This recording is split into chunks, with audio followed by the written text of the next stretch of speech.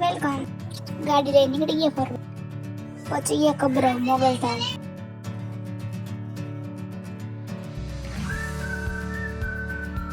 પછી આરતી લઈને ગયા જેસલ તોરણ.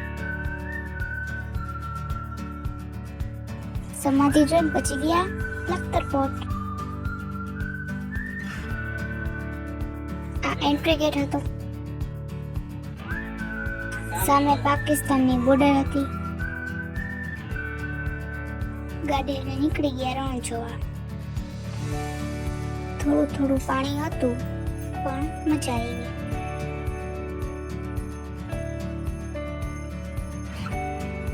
આપણે તો ગુજરાતી એટલે ગરબા ચાલુ કરી. પછી ગાડી લઈને રાજકોટ.